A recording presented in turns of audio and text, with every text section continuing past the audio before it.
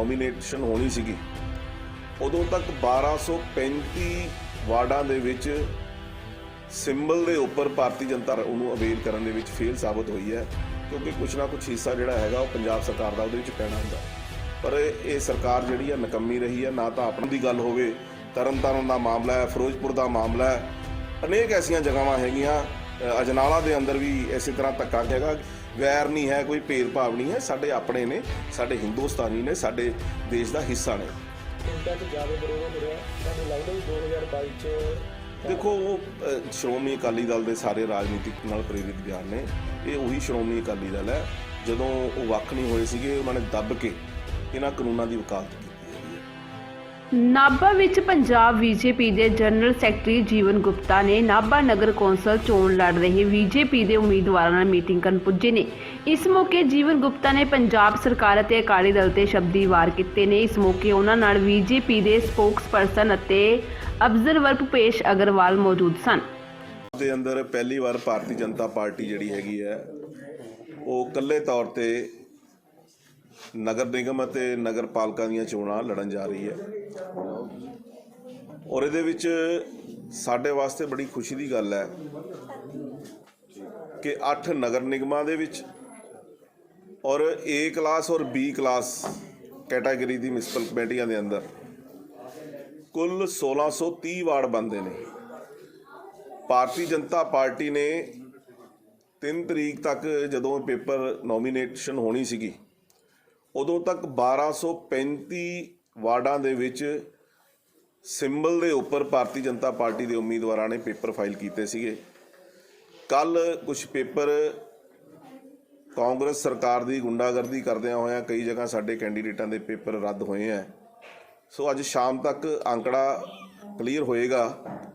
ਸੋ ਮੇਰੇ ਕੋਲ ਜੋ ਫਿਗਰ ਆ ਰਹੀ ਹੈ ਲਗਭਗ ਉਹ ਵੀ ਹਲੇ ਵੀ 1155 ਤੋਂ ਜ਼ਿਆਦਾ ਕੈਂਡੀਡੇਟ ਜਿਹੜੇ ਨੇ ਉਹ ਭਾਰਤੀ ਜਨਤਾ ਪਾਰਟੀ ਦੇ ਸਿੰਬਲ ਤੇ ਚੋਣ ਲੜਨਗੇ।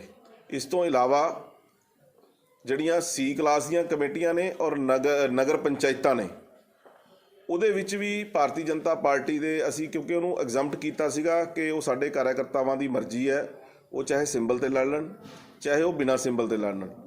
ਉਹਨਾਂ ਦੇ ਵਿੱਚ ਵੀ ਲਗਭਗ 212 ਸਾਡੇ ਪਾਰਟੀ ਦੇ ਵਰਕਰ ਨੇ ਜਿਹੜੇ ਸਿੰਬਲ ਤੇ ਜਾਂ ਬਿਨਾਂ ਸਿੰਬਲ ਤੋਂ ਜਿਹੜੇ ਨੇ C ਕਲਾਸ ਦੇ ਵਿੱਚ ਔਰ ਨਗਰ ਪੰਚਾਇਤਾਂ ਦੇ ਵਿੱਚ ਜਿਹੜੀ ਹੈ ਉਹ ਚੋਣ ਲੜ ਰਹੇ ਨੇ। ਕੀ ਏਜੰਡੇ ਨੇ ਤੇ ਕਿਸ ਤਰ੍ਹਾਂ ਹੈਂਡਲ ਕਰੋਗੇ? ਦੇਖੋ ਇਸ ਤਰ੍ਹਾਂ ਹੈਗਾ ਕਿ ਪਿਛਲੇ 4 ਸਾਲ ਦਾ ਜਿਹੜਾ ਪੰਜਾਬ ਸਰਕਾਰ ਦਾ ਫੇਲੂਅਰ ਰਿਹਾ ਹੈਗਾ, ਨਾ ਤਾਂ ਕਿਤੇ ਕੋਈ ਸੜਕ ਬਣੀ ਹੈ, ਨਾ ਹੀ ਕਿਤੇ ਕੋਈ ਸੀਵਰ ਪਿਆ ਹੈ।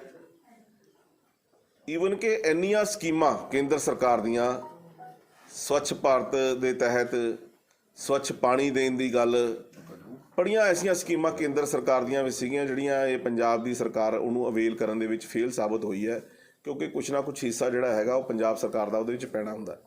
ਪਰ ਇਹ ਸਰਕਾਰ ਜਿਹੜੀ ਹੈ ਨਕੰਮੀ ਰਹੀ ਹੈ। ਨਾ ਤਾਂ ਆਪਣਾ ਹਿੱਸਾ ਪਾ ਸਕੀ ਹੈ, ਨਾ ਹੀ ਕੇਂਦਰ ਦਾ ਉਹਨਾਂ ਸਕੀਮਾਂ ਦਾ ਲਾਭ ਲੈ ਸਕੀ ਹੈ।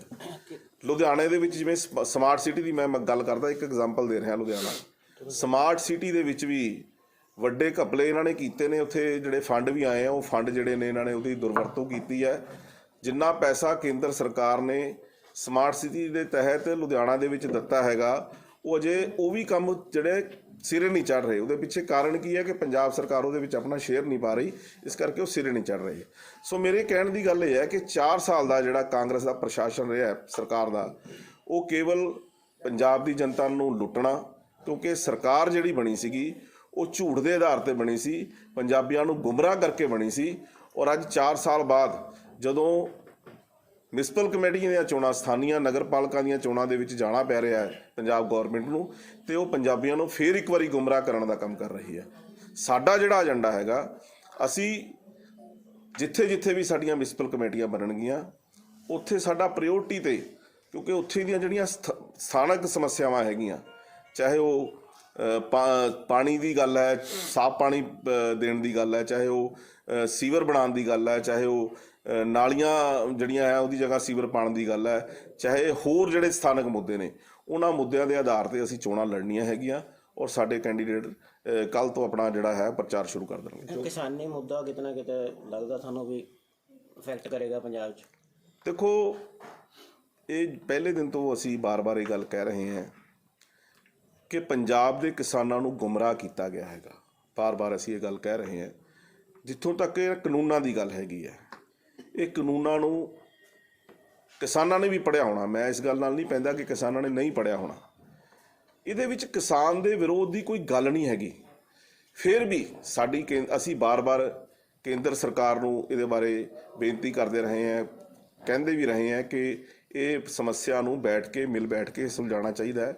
ਔਰ ਅਸੀਂ ਧੰਨਵਾਦੀ ਹਾਂ ਕੇਂਦਰ ਸਰਕਾਰ ਦੇ ਮੰਤਰੀ ਜਿਹੜੇ ਖੇਤੀਬਾੜੀ ਮੰਤਰੀ ਨੇ, ਨਰਿੰਦਰ ਤੋਮਰ ਜੀ, ਪਿਊਸ਼ ਗੋਇਲ ਜੀ, ਜਾਂ ਸਾਡੇ ਪੰਜਾਬ ਤੋਂ ਸੋਮ ਪ੍ਰਕਾਸ਼ ਜੀ, ਜਿਹੜੀ 3 ਮੈਂਬਰੀ ਕਮੇਟੀ ਹਮੇਸ਼ਾ ਕਿਸਾਨਾਂ ਦੇ ਨਾਲ ਬਾਰ-ਬਾਰ ਮੀਟਿੰਗ ਕਰਦੀ ਰਹੀ ਹੈ, ਉਹ ਬਾਰ-ਬਾਰ ਜਿਹੜੀ ਆ ਵਾਰਤਾਲਾਪ ਦੇ ਜ਼ਰੀਏ ਜਿਹੜੀ ਹੈ ਕਿਸਾਨਾਂ ਦੇ ਨਾਲ ਗੱਲ ਕਰਦੀ ਰਹੀ ਹੈ।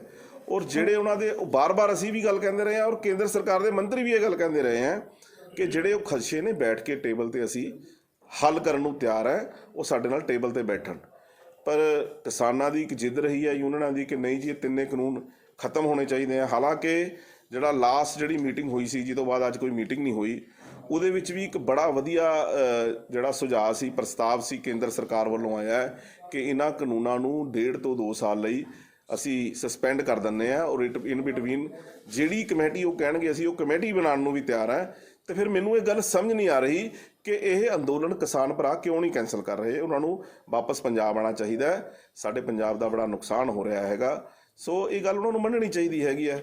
ਪਰ ਉਹਨਾਂ ਸਾਰੀਆਂ ਗੱਲਾਂ ਦੇ ਬਾਵਜੂਦ ਪੰਜਾਬ ਦੇ ਅੰਦਰ ਜਿਹੜੀ ਪੰਜਾਬ ਸਰਕਾਰ ਹੈ, ਉਹ ਕਿਸਾਨਾਂ ਦੀ ਆੜ ਦੇ ਵਿੱਚ ਆਪਣੇ ਕਾਰਿਆਕਰਤਾਵਾਂ ਨੂੰ ਲੈ ਕਰਕੇ ਸਾਡੇ ਜਿਹੜੇ ਕੈਂਡੀਡੇਟ ਨੇ ਉਹਨਾਂ 'ਤੇ ਦਬਾਅ ਬਣਾਉਣ ਦੀ ਕੋਸ਼ਿਸ਼ ਕਰ ਰਹੀ ਹੈ। ਇਹਦੀ ਗੱਲ ਅਸੀਂ ਕੋਰਟ ਦੇ ਵਿੱਚ ਵੀ ਕਹਿ ਰਹੇ ਹਾਂ ਬਾਰ-ਬਾਰ, ਔਰ ਚੋਣ ਕਮਿਸ਼ਨ ਨੂੰ ਵੀ ਕਹਿ ਰਹੇ ਹਾਂ। ਪਰ ਮੈਨੂੰ ਬੜੇ ਦੁੱਖ ਨਾਲ ਇਹ ਗੱਲ ਕਹਿਣੀ ਪੈ ਰਹੀ ਹੈ ਕਿ ਚੋਣ ਕਮਿਸ਼ਨ ਇਹਨਾਂ ਗੱਲਾਂ ਵੱਲ ਧਿਆਨ ਨਹੀਂ ਦੇ ਰਿਹਾ। ਜਿਸ ਤਰ੍ਹਾਂ ਦੀਆਂ ਘਟਨਾਵਾਂ ਪਿਛਲੇ 2-3 ਦਿਨ ਦੇ ਅੰਦਰ, ਚਾਹੇ ਉਹ ਸੁਖਬੀਰ ਬਾਦਲ 'ਤੇ ਹਮਲਾ ਹੋਣ ਦੀ ਗੱਲ ਹੋਵੇ, ਚਾਹੇ ਸਾਡੇ ਕੈਂਡੀਡੇਟਾਂ ਨੂੰ ਡਰਾਉਣ ਦੀ ਗੱਲ ਹੋਵੇ, ਤਰਨਤਾਰਨ ਦਾ ਮਾਮਲਾ ਹੈ, ਫਿਰੋਜ਼ਪੁਰ ਦਾ ਮਾਮਲਾ ਹੈ, ਅਨੇਕ ਐਸੀਆਂ ਜਗ੍ਹਾਵਾਂ ਹੈਗੀਆਂ। ਅਜਨਾਲਾ ਦੇ ਅੰਦਰ ਵੀ ਇਸੇ ਤਰ੍ਹਾਂ ਧੱਕਾ ਕੀਤਾ ਗਿਆ। ਸਾਡੇ ਸਾਰੇ ਕੈਂਡੀਡੇਟਾਂ ਦੇ ਜਿਹੜੇ ਕਾਗਜ਼ ਨੇ ਉਹ ਕੱਲ੍ਹ ਰੱਦ ਕਰ ਦਿੱਤੇ ਗਏ। ਜੀਰੇ ਦੇ ਅੰਦਰ ਕਿਸੇ ਵੀ ਪਾਰਟੀ ਨੂੰ, ਚਾਹੇ ਉਹ ਸ਼੍ਰੋਮਣੀ ਅਕਾਲੀ ਦਲ ਹੋਵੇ, ਚਾਹੇ ਉਹ ਭਾਰਤੀ ਜਨਤਾ ਪਾਰਟੀ ਹੋਵੇ, ਤੇ ਚਾਹੇ ਉਹ ਆਮ ਆਦਮੀ ਪਾਰਟੀ ਹੋਵੇ, ਤਿੰਨਾਂ ਪਾਰਟੀਆਂ ਦੇ ਜਿਹੜੇ ਕਿਸੇ ਵੀ ਕੈਂਡੀਡੇਟ ਦੇ ਪਰਚੇ ਨਹੀਂ ਦਿੱਤੇ ਗਏ। ਸੋ ਇਹ ਤੋਂ ਸਾਫ਼ ਨਜ਼ਰ ਆਉਂਦਾ ਹੈਗਾ ਕਿ ਕਾਂਗਰਸ ਜਿਹੜੀ ਹੈ ਉਹਨੂੰ ਹਾਰ ਨਜ਼ਰ ਆਉਂਦੀ ਹੈ, ਔਰ ਉਹ ਕਿਤੇ ਨਾ ਕਿਤੇ ਜਿਹੜੀ ਹੈਗੀ ਆ ਉਹ ਸਾਰੀਆਂ ਗੱਲਾਂ ਤੋਂ ਘਬਰਾਏ ਹੋਏ ਐਸੇ ਘਟੀਆਂ ਹਰਕਤਾਂ ਦੇ ਜਿਹੜੀ ਹੈ ਉਤਰੀ ਹੋਈ ਹੈ। ਤੁਹਾਨੂੰ ਚਾਹੀਦਾ ਬੀਜੇਪੀ ਜਿਹੜੇ ਗਵਰਨਰ ਸਾਹਿਬ ਨੂੰ ਅਪਰੋਚ ਕਰੇ ਇਸ ਮਾਮਲੇ 'ਚ, ਜਿਹੜਾ ਇਲੈਕਸ਼ਨ ਵਾਲਾ ਜਿਹੜੇ ਦੇਖੋ, ਅਸੀਂ ਪਹਿਲਾਂ ਇਲੈਕਸ਼ਨ ਜਦੋਂ ਡਿਕਲੇਅਰ ਹੋਇਆ, ਅਸੀਂ ਉਸ ਤੋਂ ਅਗਲੇ ਦਿਨ ਹੀ ਸਾਡੀ ਲੀਡਰਸ਼ਿਪ ਜਿਹੜੀ ਹੈ ਗਵਰਨਰ ਸਾਹਿਬ ਨੂੰ ਮਿਲ ਕੇ ਆਏ ਸੀ, ਸਾਡੇ ਸੂਬਾ ਪ੍ਰਧਾਨ ਅਸ਼ਵਨੀ ਸ਼ਰਮਾ ਜੀ ਦੀ ਅਗਵਾਈ ਦੇ ਵਿੱਚ। ਔਰ ਅਸੀਂ ਸਾਰੀ ਜਿਹੜੀ ਵਿਸਤ੍ਰਿਤ ਜਾਣਕਾਰੀ ਹੈ ਸੂਬੇ ਦੀ, ਉਹਦੇ ਬਾਰੇ ਜਾਣਕਾਰੀ ਦੇ ਕੇ ਆਏ ਸੀਗੇ। ਇਹਦੇ ਬਾਰੇ ਜਿਹੜੇ ਮੁੱਦਾ ਵਰਲਡ ਲੈਵਲ ਤੇ ਪਹੁੰਚ ਚੁੱਕਿਆ ਤੇ ਫੋਰਨਰਾਂ ਦੀ ਸਪੋਰਟ ਹੋ ਰਹੀ ਆ ਕਿਸਾਨਾਂ ਨੂੰ, ਤੁਸੀਂ ਕਿਸ ਤਰ੍ਹਾਂ ਦੇਖਦੇ ਹੋ? ਦੇਖੋ, ਜਿਹੜੇ ਕੋਈ ਦੋ, ਇੱਕ ਮੇਰੇ ਖਿਆਲ ਮੈਂ ਤਾਂ ਨਾਮ ਨਹੀਂ ਯਾਦ, ਇੱਕੋ ਕਿ ਮੀਆਂ ਖਲੀਫਾ ਤੇ ਇੱਕੋ ਰਿਹਾਨਾ, ਇਹ 2 ਨਾਮ ਬਾਰ-ਬਾਰ ਜਿਹੜੇ ਆਏ ਨੇ। ਸੋ ਮੈਂ ਸਮਝਦਾ ਕਿ ਸਾਡੇ ਦੇਸ਼ ਦਾ ਮਾਮਲਾ ਹੈਗਾ। ਸਾਡਾ ਦੇਸ਼ ਅੱਜ ਵੀ ਇੱਕ ਹੈ। ਇਹ ਜਿਹੜੀਆਂ ਚੀਜ਼ਾਂ ਬਾਰ-ਬਾਰ ਮੈਨੂੰ ਬੜੇ ਦੁੱਖ ਦੇ ਗੱਲ ਨਾਲ ਕਹਿਣਾ ਪੈ ਰਿਹਾ ਕਿ ਕਿਸਾਨ ਅੰਦੋਲਨ ਨੂੰ ਵੀ ਕਿਤੇ ਨਾ ਕਿਤੇ ਬਾਹਰ ਦੀਆਂ ਜਿਹੜੀਆਂ ਤਾਕਤਾਂ ਨੇ ਉਹ ਦੇਸ਼ ਨੂੰ ਕਮਜ਼ੋਰ ਕਰਨ ਵਾਸਤੇ ਚਲਾ ਰਹੀਆਂ ਹੈਗੀਆਂ। ਇਹ ਗੱਲ ਪ੍ਰਤੱਖ ਰੂਪ ਦੇ ਵਿੱਚ ਸਾਡੇ ਸਾਹਮਣੇ 26 ਜਨਵਰੀ ਨੂੰ ਸਾਡੇ ਸਾਹਮਣੇ ਆਈ ਹੈ। ਸਾਨੂੰ ਇਹ ਗੱਲ ਨੂੰ ਸਮਝਣਾ ਚਾਹੀਦਾ। ਔਰ ਇਸ ਗੱਲ ਤੋਂ ਦੇਖੋ, ਕਿਸਾਨ ਅੰਦੋਲਨ, ਕਿਸਾਨ ਸਾਡੇ ਨੇ, ਉਹ ਸਾਡਾ ਹਿੱਸਾ ਨੇ। ਕਦੇ ਤਾਂ ਇਹਨੂੰ ਪੰਜਾਬ ਵਰਸਸ ਦਿੱਲੀ ਬਣਾਉਣ ਦੀ ਕੋਸ਼ਿਸ਼ ਹੋ ਰਹੀ ਹੈ, ਕਦੇ ਹਿੰਦੂ ਵਰਸਸ ਸਿੱਖ ਬਣਾਉਣ ਦੀ ਕੋਸ਼ਿਸ਼ ਹੋ ਰਹੀ ਹੈ। ਇਹ ਕਦੇ ਹੋ ਸਕਦਾ? ਅੱਤਵਾਦ ਦੇ ਟਾਈਮ ਵੀ ਪੰਜਾਬ ਦੇ ਅੰਦਰ ਹਿੰਦੂ ਸਿੱਖ ਕਦੇ ਅਲੱਗ-ਅਲੱਗ ਨਹੀਂ ਹੋਇਆ ਹੈਗਾ। ਔਰ ਨਾ ਹੀ ਇਸ 9 ਮਾਸ ਦੇ ਰਿਸ਼ਤੇ ਨੂੰ ਕੋਈ ਖਤਮ ਕਰ ਸਕਦਾ, ਨਾ ਹੀ ਪੰਜਾਬ ਤੇ ਦਿੱਲੀ ਨੇ ਕਦੇ ਲੱਗ ਹੋਣਾ ਹੈ। ਦਿੱਲੀ ਅੱਜ ਵੀ ਪੰਜਾਬ ਦਾ ਪੂਰੀ ਤਰ੍ਹਾਂ ਧਿਆਨ ਰੱਖ ਰਹੀ ਹੈ। ਅਸੀਂ ਪੰਜਾਬ ਦੇ ਹਿੱਤਾਂ ਵਾਸਤੇ ਬਾਰ-ਬਾਰ ਕੇਂਦਰ ਸਰਕਾਰ ਦੇ ਨਾਲ ਇਨ ਟੱਚ ਹੈਗੇ ਆ।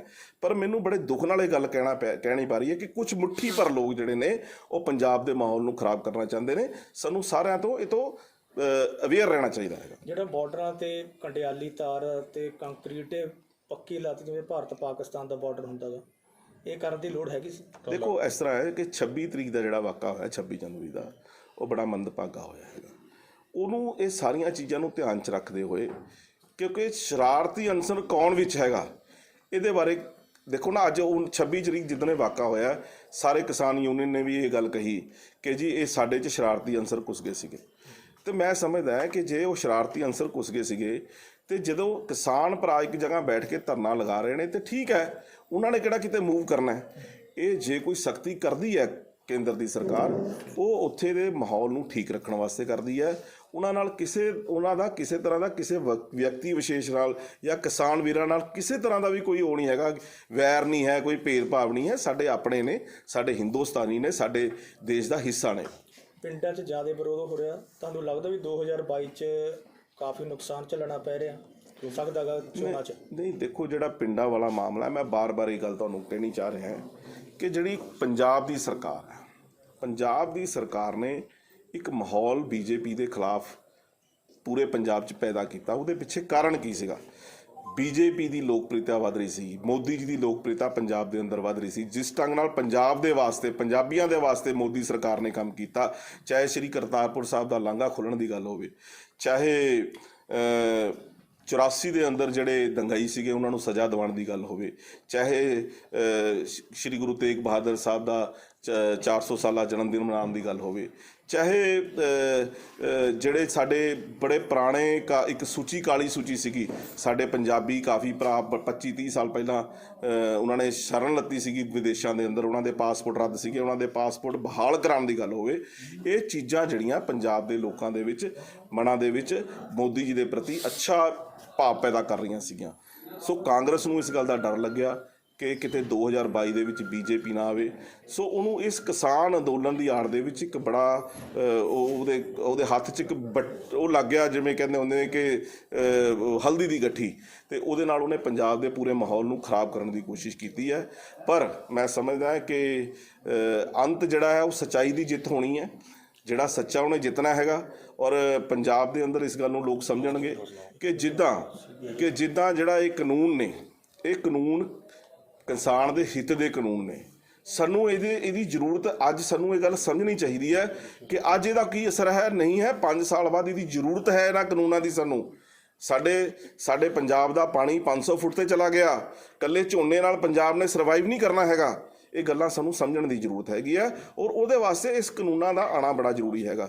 ਨਾ ਤਾਂ ਕਿਸੇ ਨੇ ਜ਼ਮੀਨ ਲੈਣੀ ਹੈ, ਨਾ ਹੀ ਮੰਡੀਆਂ ਬੰਦ ਹੋਣੀਆਂ, ਨਾ ਹੀ ਖਰੀਦ ਬੰਦ ਹੋਣੀ ਹੈ, ਨਾ ਹੀ MSP ਬੰਦ ਹੋਣੀ ਹੈ।